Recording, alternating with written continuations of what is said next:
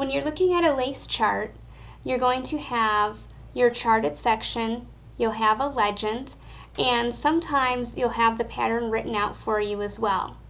Some people are really intimidated when they get to a pattern that has a chart and does not have written directions. It can be a little confusing and a little scary to look at this chart at first and be like, oh my god, what is going on? But I don't want you guys to be scared away from patterns that have charts. Charts are really useful even if you regularly work from the written pattern. The chart will tell you how everything is supposed to look so you can make sure that your knitting is lining up as it should. I can't tell you how many times a chart has saved me from making mistakes and not realizing it until I'm rows and rows away. I would usually notice my mistake on the very next row and be able to just take down those couple stitches and fix the problem. So this pattern right here is the gull lace, and this is from a free pattern on Ravelry called the February Lady Sweater, and someone has made a chart for this because the pattern on Ravelry only has written directions, but somebody went ahead and made a chart online and shared this for people to use. So since it's a free pattern, I feel comfortable showing you guys this pattern, this stitch pattern right here, and how to knit it. So this right here is going to be for knitting flat. If you're knitting in the round, things are just a little bit different, as you guys know from knitting in the round. The way you knit slightly different following a pattern. Same thing with a chart. Following a chart is different when you're knitting flat versus when you're knitting in the round. So this right here is going to be knit flat. So we can see here that it has 1, 2, 3, 4 rows in this pattern, and that there are 1, 2, 3, 4, 5, 6, 7 stitches in the pattern repeat. And same thing, if you go down here, you can verify this in the pattern. There's 4 rows and there's 7 stitches total in each of the pattern repeats. So we would start with row 1, and since the 1 is on the right, we know that we're working from right to left when we're reading the chart. So our first stitch here is a blank. If we look over at our legend, it tells us a blank stitch means that's a knit stitch. So we're going to start off by knitting 1. Our next stitch, we have this kind of cross mark here, and it's leaning towards the right. So we go over to our legend and we find, oh yep, this is the one leaning to the right. That's a knit 2 together. Now that makes sense because you know a knit 2 together will lean in that direction, and so that's kind of a good visual marker for you to know. So we know now our next one we're going to knit 2 together. Alright, next stitch.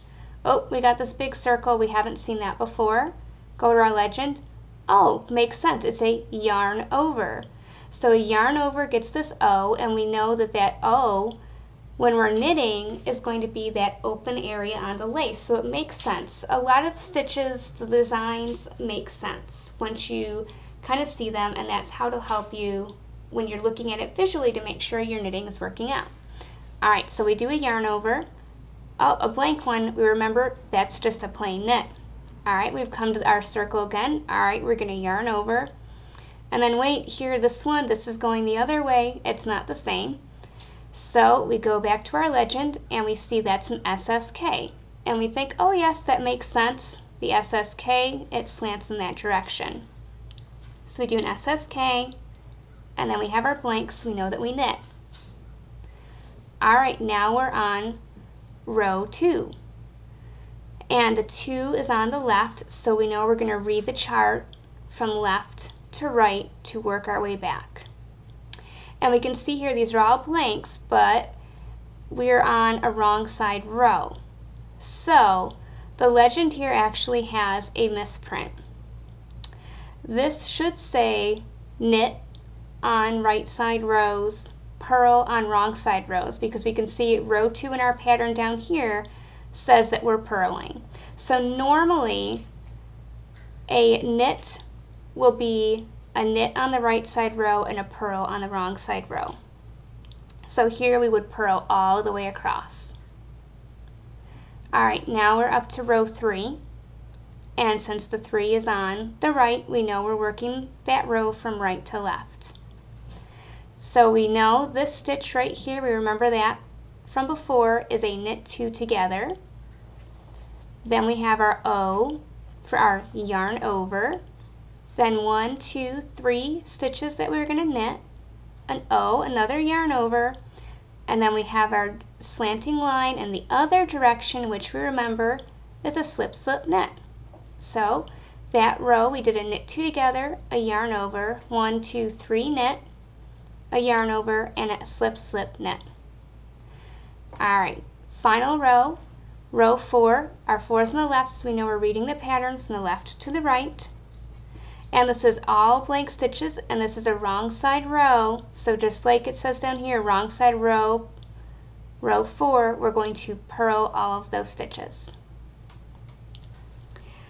So that is how you would read a pattern, and then you can double check down here and see, yes, we read that right. You know, first row was knit 1, knit 2 together, yarn over, knit 1, yarn over, slip slip slip, slip slip knit, knit 1. Row 2, purl 7. Row 3, knit 2 together, yarn over, knit 3, yarn over, slip slip knit. Row 4, purl 7. So that is how you would look at and knit a pattern flat.